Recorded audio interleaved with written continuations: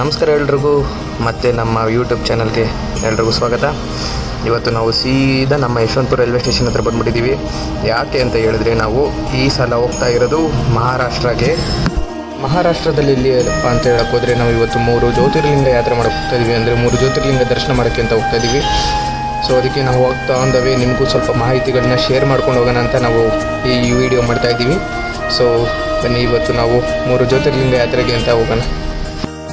So ನಾವು ಹೇಗೆ journey ಶುರು ಮಾಡಿದ್ವಿ ಅಂದರೆ, ನಾವು ಯಶವಂತಪುರ ರೈಲ್ವೆ ಸ್ಟೇಷನಿಂದ ಸೀದಾ ನಾವು ಪುಣೆಗೆ ಅಂತ ಟ್ರೈನ್ ಹತ್ತಿದ್ವಿ. ಸೊ ಅದು ನಾವು ಪುಣೆಗೆ ಹೋಗ್ತಾ ಇದ್ವಿ. ಸೊ ನಾವು ನಿನ್ನೆ ಮಧ್ಯಾಹ್ನ ಹತ್ತಿ ಇವತ್ತು ಬೆಳಗ್ಗೆ ನಾವು ಪುಣೆ ರೈಲ್ವೆ ಸ್ಟೇಷನ್ ರೀಚ್ ಆದ್ವಿ. ಪುಣೆ ರೈಲ್ವೆ ಸ್ಟೇಷನ್ ನೋಡ್ತಿದ್ದಂಗೆ ನಮ್ಮ ಫ್ರೆಂಡಿಗೆ ತುಂಬ ಜೋಶ್ ಬಂದುಬಿಟ್ಟಿದೆ. ಸೊ ನಾವು ಪುಣೆ ರೈಲ್ವೆ ಸ್ಟೇಷನಿಂದ 3 ಜ್ಯೋತಿರ್ಲಿಂಗ ಯಾತ್ರೆ ಮಾಡೋದಕ್ಕೆ ನಾವು ಕ್ಯಾಬ್ ಬುಕ್ ಮಾಡ್ಕೊಂಡಿದ್ವಿ. ಕ್ಯಾಬು ಅಂದರೆ ನಾವು ಈ ಟ್ರಾವೆಲ್ ಏಜೆನ್ಸಿಯಿಂದ ಎಲ್ಲ ತೋರಿಸ್ಕೊಂಬರೋದಕ್ಕೆ ಅಂತ ಕ್ಯಾಬ್ ಮಾಡಿದ್ದು. ಓಲಾ ಊಬರನ್ನ ದಯವಿಟ್ಟು ಕನ್ಫ್ಯೂಸ್ ಆಗೋಕೆ ಹೋಗ್ಬಿಡಿ. ಆಮೇಲೆ ಫೋನಲ್ಲಿ ಹೋಗ್ಬಿಟ್ಟು ಓಲಾ ಊಬರ್ ಟ್ರೈ ಮಾಡ್ಕೊಬಿಡಿ. ಇವರೇ ನಮ್ಮ ಡ್ರೈವರನ್ನ. ಇಡೀ ಮಹಾರಾಷ್ಟ್ರದಲ್ಲಿ ನೀವೆಲ್ಲೇ ಏನೇ ನೋಡಬೇಕಾದ್ರೂ ನನ್ನ ಕೇಳಿ, ನನ್ನ ಕಾಂಟ್ಯಾಕ್ಟ್ ಮಾಡಿ ಅಂತ ಹೇಳಿದ್ದಾರೆ. ಸೊ ಅದ್ರ ಜೊತೆಗೆ ನಿಮ್ಗೆ ಅದ್ರ ಹಿಸ್ಟ್ರಿ, ಬಯೋಗ್ರಫಿ, ಜಾಗ್ರಫಿ ಎಲ್ಲ ನಾನು ಹೇಳ್ಕೊಡ್ತೀನಿ ಅಂತ ಹೇಳಿ ಕರ್ಕೊಂಡ್ಬಂದಿದ್ದಾರೆ. ನೋಡೋಣ, ಇವತ್ತು ಡೇ 1 ಎಲ್ಲರೂ ಫುಲ್ ಜೋಶಲ್ಲವ್ರೆ. ನೋಡೋಣ. ಸೊ ಯಾರ್ಯಾರು 3 ಜ್ಯೋತಿರ್ಲಿಂಗ ಯಾತ್ರೆ ಮಾಡಬೇಕು ಅಂತ ಇದ್ದೀರೋ, ಬೆಂಗಳೂರಿಂದ ಬರೋರು ಆದಷ್ಟು ಬೆಳಗ್ಗೆ ಬೇಗ ರೀಚ್ ಆಗೋ ಥರ ಪುಣೆಗೆ ಟ್ರೈನ್ ಬುಕ್ ಮಾಡ್ಕೊಳ್ಳಿ. ಸೊ ನಿಮಗೆ ಫಸ್ಟ್ ಸಿಗೋದು ಭೀಮಾಶಂಕರ ಜ್ಯೋತಿರ್ಲಿಂಗ. ಭೀಮಾಶಂಕರ ಜ್ಯೋತಿರ್ಲಿಂಗ ಪುಣೆಗೆ ತುಂಬ ಹತ್ತಿರ ಇರೋದ್ರಿಂದ ಅದು ಶನಿವಾರ ಭಾನುವಾರ ಅಂತೂ ಅರ್ಧ ಸಿಟಿ ಅಲ್ಲೇ ಇರುತ್ತೆ ಅಂತ ನಮ್ಗೆ ಮೊದಲೇ ವಾರ್ನಿಂಗ್ ಕೊಟ್ಟರು. ಬಟ್ ಆದರೂ ನಾವು ಸ್ವಲ್ಪ ಪ್ರೀ ಪ್ಲ್ಯಾನ್ ಮಾಡ್ದಿರೋ ಹೋಗಿದ್ದಕ್ಕೆ ತುಂಬ ಟ್ರಾಫಿಕಲ್ಲಿ ಸಿಗಾಕೊಂಡಿದ್ದಕ್ಕೆ ಪಾರ್ಕಿಂಗ್ ಅಂತಲೂ ಹೋಗ್ದಿರೋ ಕಾರು ನಾವು ನಡ್ಕೊಂಡು ಹೋಗಿರ್ತೀವಿ. ನೀವು ಪಾರ್ಕಿಂಗ್ ಕೂತೀರಿ ಅಂದ್ಬಿಟ್ಟು ನಾವೆಲ್ಲ ಇವಾಗ ನಡ್ಕೊಂಡು ಹೋಗ್ತಾ ಇದ್ದೀವಿ. ಆಲ್ಮೋಸ್ಟ್ ಇಲ್ಲಿಂದ ಒಂದು ಅರೌಂಡ್ 3 to 5 ಕಿಲೋಮೀಟರ್ಸ್ ಇದೆ ಅಂತ ಹೇಳ್ತಾಯಿದ್ರು. ಬಟ್ ನಾವು ಅವರು ಇರಲಿ ಬಿಡು, ನಡ್ಕೊಂಡು ಹೋಗೋಣ ಅಂತ ನಡ್ಕೊಂಡು ಹೋಗಿ ಸ್ಟಾರ್ಟ್ ಮಾಡಿದ್ದೀವಿ. ಸುಮ್ಮನೆ ಟ್ರಾಫಿಕಲ್ಲಿ ನಿಂತ್ಕೊಂಡು ಟೈಮ್ ವೇಸ್ಟ್ ಮಾಡೋ ಬದಲು ಮುಂದಿನ ಬೇರೆ ಜ್ಯೋತಿರ್ಲಿಂಗಗೆಲ್ಲ ಹೋಗಬೇಕಾಗಿರೋದ್ರಿಂದ ನಾವು ನಡ್ಕೊಂಡು ಹೋಗಿ ಸ್ಟಾರ್ಟ್ ಮಾಡಿದ್ವಿ. ಸೊ ನಾವು ಆಲ್ಮೋಸ್ಟ್ ಬಂದ್ವಿ. ಇದು ಚೆಕ್ ಪಾಯಿಂಟು. ಇದ್ರ ಮೇಲ್ಗಡೆ ಯಾವ ಗಾಡಿಗಳನ್ನೂ ಬಿಡಲ್ಲ, ಏನೂ ಬಿಡಲ್ಲ. ಇಲ್ಲಿ ಗಂಟ ನಿಮಗೆ ಈಕೋ ಗಾಡಿಗಳಲ್ಲಿ ಬರೋದಕ್ಕೆ ವ್ಯವಸ್ಥೆ ಇದೆ. ಪಾರ್ಕಿಂಗ್ ಲಾಟಿಂದ ಇಲ್ಲಿಗೆ ಮೊದಲು ಹೇಳಿದಂಗೆ 2 to 3 ಕಿಲೋಮೀಟರ್ಸ್ ಆಗುತ್ತೆ. ಸೊ ನಡ್ಕೊಂಡು ಬರ್ಬೋದು, ಗಾಡಿಯಲ್ಲಿ ಬರೋರು ಬರ್ಬೋದು. ಪರ್ ರೇಟಿಗೆ 20 ರೂಪಾಯಿ ಚಾರ್ಜ್ ಮಾಡ್ತಾರೆ. ಸೊ ನಾವು ನಡ್ಕೊಂಡೇ ಬಂದ್ವಿ. ಇಲ್ಲಿ ಮುಂದೆ ದೇವಸ್ಥಾನದಕ್ಕೆ ಕ್ಯೂ ಸ್ಟಾರ್ಟ್ ಆಗುತ್ತೆ ಅಂತ ಹೇಳಿದ್ರು. ಸೊ ಮುಂದೆ ಬಂದು ನೋಡಿದ್ರೆ ಎಷ್ಟು ಜನ, ನಾವು ಗೆಸ್ ಮಾಡಿದ್ವಿ ಜನ ಇರ್ತಾರೆ ಅಂತ. ಬಿಕಾಸ್ ನಾವು ಪಾರ್ಕಿಂಗ್ ಲಾಟಲ್ಲಿ ಅಷ್ಟು ವೆಹಿಕಲ್ಸು, ಅಷ್ಟೊಂದು ಕಾರು, ಅಷ್ಟೊಂದು ಬಸ್ಗಳನ್ನೆಲ್ಲ ನೋಡಿದಾಗ ಎಷ್ಟು ಜನ ಇರ್ತಾರೆ ಅಂತ ಗೆಸ್ ಮಾಡಿದ್ವಿ. ಬಟ್ ಆದರೆ ಈ ಪಾರ್ಟಿ ಜನ ಇದನ್ನು ಮುಂದ್ಗಡೆ ದೇವಸ್ಥಾನದ ಹತ್ರಕ್ಕೂ ಇಲ್ಲ. ನಾವು ನೋಡಿ ಕ್ಯೂ ಎಷ್ಟಿದೆ.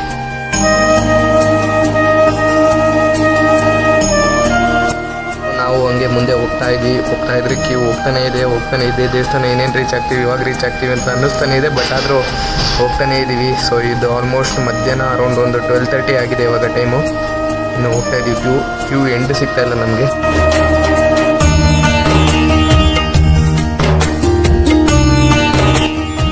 ಆಲ್ಮೋಸ್ಟ್ 1-1.5 ಕಿಲೋಮೀಟ್ರ್ ಉದ್ದ ಕ್ಯೂನ ದಾಟ್ಕೊಂಡು ನಾವು ಭೀಮಾಶಂಕರ ದರ್ಶನ ಪಡೆದ್ವಿ. ನಾವು ಸ್ಪೆಷಲ್ ದರ್ಶನ ಮತ್ತು ಬೇರೆ ಅರೇಂಜ್ಮೆಂಟ್ಸ್ ಮಾಡ್ಕೊಂಡು ಹೋಗಿದ್ದರಿಂದ ಸೊ ನಾವು ಮುಂದೆ ಬಂದ್ವಿ. ಬಿಕಾಸ್ ನಾವು ಬೇರೆ ಜ್ಯೋತಿರ್ಲಿಂಗ ಯಾತ್ರೆಗೂ ಮುಂದೆ ಹೋಗಬೇಕಾಯಿತು. ಸೊ ನಾವು ಕ್ಯೂ ಅಲ್ಲಿ ನಿಲ್ಲಕ್ಕಾಗ್ತಿರಲ್ಲ. ಅದರಿಂದ ನಾವು ಸ್ಪೆಷಲ್ ದರ್ಶನ ಇಂಟರ್ವ್ಯೂ ಅಂತ ಹೋಗಿದ್ವಿ. ಕೊನೆಗೂ ನಮ್ಮ ದರ್ಶನ ಆಯಿತು ಇವತ್ತು ಭೀಮಾಶಂಕರಲ್ಲಿ. ಆದಷ್ಟು ರೆಕಾರ್ಡ್ ಮಾಡೋಕ್ಕೆ ಟ್ರೈ ಮಾಡಿದ್ದೆ ಭೀಮಾಶಂಕರ ದರ್ಶನದ್ದು. ನಿಮಗೆ ಮುಂದೆ ಮೇಲ್ಗಡೆ TVದಲ್ಲಿ ಕಾಣಿಸ್ತಿರ್ಬೋದು, ಅದೇ ಮೇನ್ ಜ್ಯೋತಿರ್ಲಿಂಗ. ಇದ್ರ ಮುಂದೆ ನಮಗೆ ಫೋಟೋ ವಿಡಿಯೋ ಅಲೌಡ್ ಇಲ್ಲ. ಆದರೂ ಆದಷ್ಟು ಟ್ರೈ ಮಾಡಿದ್ದೀನಿ ತೋರಿಸೋದಕ್ಕೆ. ಭೀಮಾಶಂಕರ ಜ್ಯೋತಿರ್ಲಿಂಗ ಅಂದರೆ ಅರ್ಧನಾರೀಶ್ವರ, ಅಂದರೆ ಶಿವಶಕ್ತಿಯರ ಸ್ವರೂಪ. ಭೀಮಾಸುರ ಅಂದರೆ ಕುಂಭಕರ್ಣನ ಮಗ. ಅವನು ತಮ್ಮ ತಂದೆನ ಶ್ರೀರಾಮ ವಧೆ ಮಾಡಿದ್ರು ಅಂತ ಇರೋ ಬರೋ ಕಡೆ ಎಲ್ಲ ನಾಶ ಮಾಡ್ಕೊಂಬರ್ತಿರ್ತಾರೆ. ಸ್ವರ್ಗಲೋಕ, ದೇವಲೋಕ, ಭೂಲೋಕ ಎಲ್ಲ ನಾಶ ಮಾಡ್ಕೊಂಬರ್ತಿರ್ತಾರೆ. ಅಂಥ ಟೈಮಲ್ಲೇ ಶಿವನಿಗೆ ಕೋಪ ಬಂದು ಶಿವ ಅವನನ್ನು ವಧೆ ಮಾಡಿದ್ರು. ಸೊ ಈ ಜಾಗದಲ್ಲಿ ಎಲ್ಲ ದೇವತೆಗಳ ಕೋರಿಕೆ ನಂತರ ಭೀಮಾಸುರ ಎಂಬ ರಾಕ್ಷಸನ ವಧೆ ಮಾಡಿದ್ದ ಶಿವ ಭೀಮಾಶಂಕರನಾಗಿ ಇಲ್ಲೇ ನೆಲೆಸ್ಬೇಕಂತ ಆಸೆ ಪಟ್ಟರು. ಅದು ಜ್ಯೋತಿರ್ಲಿಂಗ ಸ್ವರೂಪದಲ್ಲಿ. ಸೊ ದೇವರು ಇತಿಹಾಸ ಇದು. ಈ ಕಡೆ ಒಂದು ಷಣ್ಮಹಾತ್ಮ ಸ್ವಾಮಿ ದೇವಸ್ಥಾನ ಇದೆ, ಅದರ ದರ್ಶನ ಮಾಡ್ಕೋಬೋದು. ಪ್ರಸಾದ ಇರುತ್ತೆ 100 ರೂಪಾಯಿ, ಅಂದರೆ ಬಾಕ್ಸಲ್ಲಿ ಲಾಡು. ಸೊ ಅದನ್ನು ತೊಗೊಂಬರ್ಬೋದು. ನಮ್ಮ ಮುಂದಿನ ಪಯಣ ತ್ರಯಂಬಕೇಶ್ವರ ಜ್ಯೋತಿರ್ಲಿಂಗಗೆ. ಭೀಮಾಶಂಕರ ಜ್ಯೋತಿರ್ಲಿಂಗದಿಂದ ನಾವು ಸ್ವಲ್ಪ ಶಾಪಿಂಗ್ ಮಾಡ್ಕೊಂಡು ಈಚೆ ಕಡೆ ಬರೋಷ್ಟೊತ್ತಿಗೆ ಕತ್ಲಾಗಿತ್ತು. ಭೀಮಾಶಂಕರ ಜ್ಯೋತಿರ್ಲಿಂಗದಿಂದ ತ್ರಯಂಬಕೇಶ್ವರ ಜ್ಯೋತಿರ್ಲಿಂಗಕ್ಕೆ 238 ಕಿಲೋಮೀಟರ್ ಇದೆ. ಸೊ ಎಲ್ಲ ಪ್ಲ್ಯಾನ್ ಮಾಡಿಕೊಂಡು ಆದಷ್ಟು ಬೇಗ ಹೊರಡಬೇಕು. ನಾವೆಷ್ಟೇ ಬೇಗ ಅಂದರೂ ನಮ್ಮ ಹೊಟ್ಟೆ ಕೇಳಬೇಕಲ್ಲ. ಮಧ್ಯಾಹ್ನ ಬೇರೆ ಊಟ ಮಾಡಿಲ್ಲ. ಕ್ಯೂ ಅಲ್ಲಿ ನಿಂತಾಗ ನಮಗೆ ಎಲ್ಲೂ ತಿನ್ನೋಕ್ಕೆ ಚಾನ್ಸು ಸಿಕ್ಕಿಲ್ಲ. ಸೊ ಹಂಗೆ ಹೊರಟು ಬಂದುಬಿಟ್ವಿ. ಇವಾಗ ಆನ್ ದ ವೇ ಒಂದು ಲೈಟಾಗಿ ನಮ್ಮದೊಂದು ಡಿನ್ನರ್ ಬ್ರೇಕು. ಟೋಟಲ್ ಇಷ್ಟಾಗಿದೆ. ಚೆನ್ನಾಗಿ ಊಟ ಇತ್ತು, ಪರವಾಗಿಲ್ಲ. ನಮಗೇನೋ ಸ್ಯಾಟಿಸ್ಫೈ ಆಯಿತು. ಬಟ್ ನಮ್ಮ ಕರ್ನಾಟಕ ಊಟ ಸಿಕ್ಕಿಲ್ಲ. ಹಂಗೆ ಆನ್ ದ ವೇ ಬರೋ ಅಷ್ಟೊತ್ತಿಗೆ ನಮಗೆ ತುಂಬ ಕತ್ಲಾಗಿತ್ತು. 10:10 ಆಗಿತ್ತು. ಇದೇ ನಮ್ಮ ಸ್ಟೇ ಇವತ್ತಿಗೆ ಹೋಟೆಲು. ಸೊ ಸಿಕ್ತು ಯಾವುದೋ ಒಂದು, ಪರವಾಗಿಲ್ಲ. ಎಲ್ಲದಕ್ಕೂ ಚೈ ಅನ್ಕೊಂಡು ಹೋಗ್ತಾ ಇದ್ದೀವಿ. ನಮ್ಮ ಸ್ಟೇಯಿಂದ ತ್ರ್ಯಂಬಕೇಶ್ವರ ಜ್ಯೋತಿರ್ಲಿಂಗ ದೇವಸ್ಥಾನ ವಾಕಬಲ್ ಡಿಸ್ಟೆನ್ಸ್ ಇತ್ತು. ನಮ್ಮ ಡ್ರೈವರನ್ನ ಚೆನ್ನಾಗಿ ನಿದ್ದೆ ಮಾಡಲಿ ಅಂತ ನಾವು ಬೆಳಗ್ಗೆ ಬೇಗೆದ್ದು ಸ್ನಾನ ಗಿನ ಮಾಡಿಕೊಂಡು ವಾಕ್ ನಡ್ಕೊಂಡು ಬಂದಿದ್ದೀವಿ.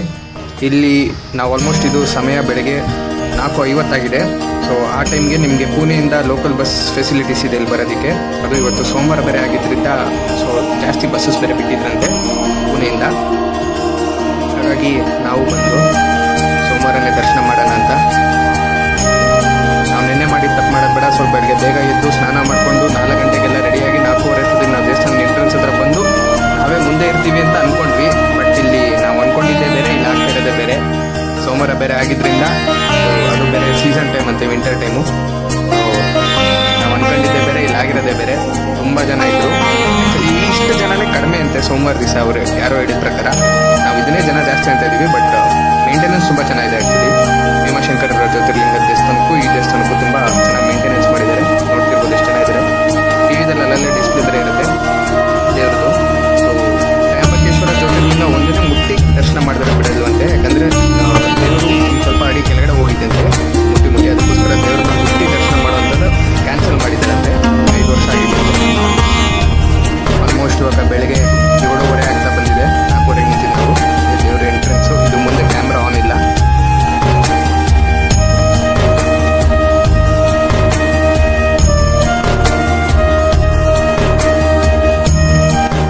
ಕೊನೆಗೂ ಸೋಮವಾರ ದಿವಸ ನಮ್ಮ 2ನೇ ಜ್ಯೋತಿರ್ಲಿಂಗ ದರ್ಶನ ಪಡೆದು ಮನಸ್ಸಿಗೆ ತುಂಬ ಖುಷಿನೇ ಆಯಿತು.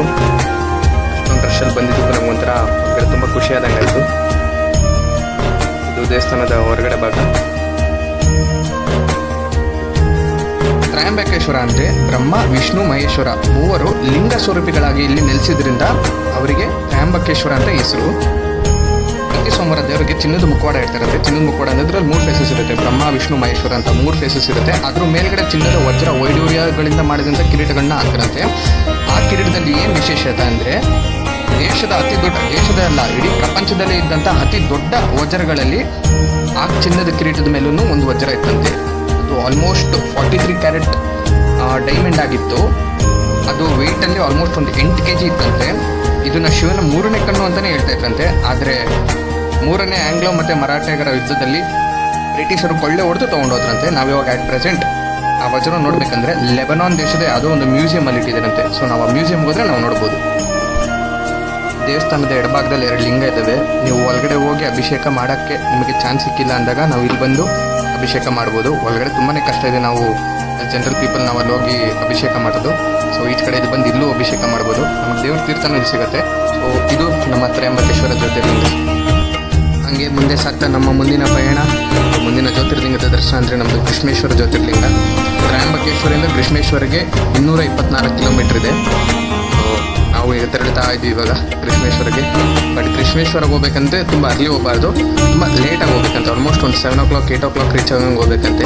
ಸೊ ನಾವು ಇವಾಗ ಆ ಪ್ಲ್ಯಾನ್ ಮುಖಾಂತರದಿಂದ ನಾವು ಒಂದು 8 o'clock 8:30 ರೀಚ್ ಆಗೋಣ ಅಂತ ಇದ್ದೀವಿ. ಬಟ್ 9:30ಗೆ ಟೆಂಪಲ್ ಕ್ಲೋಸ್ ಆಗುತ್ತೆ. ಸೊ ಬಿಫೋರ್ 9:30 ನಾವು ಕ್ಯೂವಲ್ಲಿ ನಿಂತಿದ್ರು ಸಾಕು.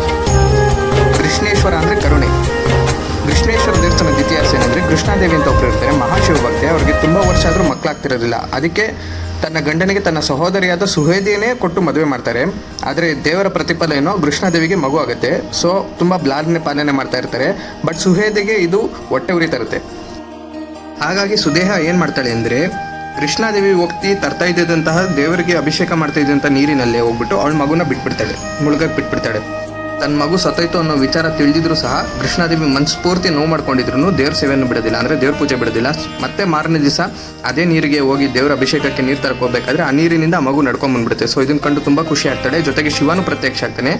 ಪ್ರತ್ಯಕ್ಷ ಆಗಿದ್ದ ಶಿವ ಆ ಮಗುವಿನ ಸಾವಿಗೆ ಕಾರಣವಾದ ಸುದೇವಿನ ಸಾಯಿಸೋಕ್ಕೆ ಅಂತ ಹೋಗ್ತಾರೆ. ಬಟ್ ಕೃಷ್ಣಾದೇವಿ ತುಂಬ ಕರುಣಮಯದವಳು, ತನ್ನ ತಡಿತಾಳೆ. ಹಾಗೂ ತಡೆದು ಏನು ವರ ಬೇಕು ಅಂತ ಕೇಳಿದಾಗ, ಭೂಲೋಕದಲ್ಲಿರೋರು ಎಲ್ರಿಗೂ ಒಳ್ಳೇದಾಗಬೇಕು, ಅದರಿಂದ ನೀನು ನನ್ನ ಹೆಸರಿನಲ್ಲೇ ನೀನು ಇಲ್ಲೊಂದು ಜ್ಯೋತಿರ್ಲಿಂಗ ಸ್ವರೂಪಿಯಾಗಿ ಇಲ್ಲಿ ನೆಲೆಸಬೇಕು ಅಂತ ಕೇಳ್ಕೊತಾರೆ. ನಮ್ಮ ಮಾಡೋಕ್ಕಾಗಿಲ್ಲ, ಯಾಕಂದರೆ ನಮ್ಮ ಫೋನ್ನ ನಾವು ರೂಮಲ್ಲಿ ಬಿಡಬೇಕು, ಇಲ್ಲ ಕಾರಲ್ಲಿ ಬಿಡಬೇಕು. ಇದು ದೇವಸ್ಥಾನದ ನಿಯಮ. ಸೊ ಇದು ನಮ್ಮ 3 ಜ್ಯೋತಿರ್ಲಿಂಗ ಯಾತ್ರೆ ಅಥವಾ 3 ಜ್ಯೋತಿರ್ಲಿಂಗ ದರ್ಶನಗಳು ಹೀಗಿತ್ತು ನಮಗೆ. ಸೊ ನಾನು ಜರ್ನಿ ಮಾಡಿದಾಗ ನನ್ನ ಎಕ್ಸ್ಪೀರಿಯನ್ಸ್ನ ಶೇರ್ ಮಾಡಬೇಕು ಅಂತ ಮಾಡಿರೋ ವಿಡಿಯೋನೇ ಹೊರತು ಇದು ಯಾವುದೇ ವೀಲಾಗ್ ಅಲ್ಲ, ಪ್ರೊಫೆಷ್ನಲ್ ವೀಲಾಗ್ ಅಲ್ಲ. ವೀಲಾಗ್ ಅಂತ ಕನ್ಸಿಡರ್ ಆಗುತ್ತೆ, ಬಟ್ ಇದು ಪ್ರೊಫೆಷ್ನಲ್ ವೀಲಾಗ್ ಅಲ್ಲ.